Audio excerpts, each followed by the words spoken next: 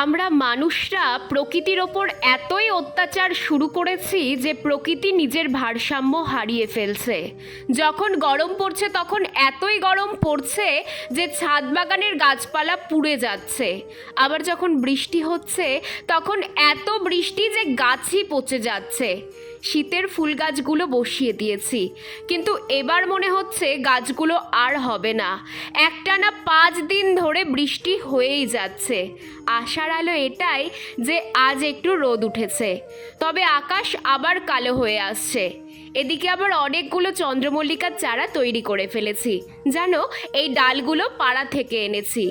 এই বর্ষায় তোমাদের চন্দ্রমল্লিকা গাছগুলোকে বাঁচিয়ে রাখার জন্য কি করছো জানিও তো।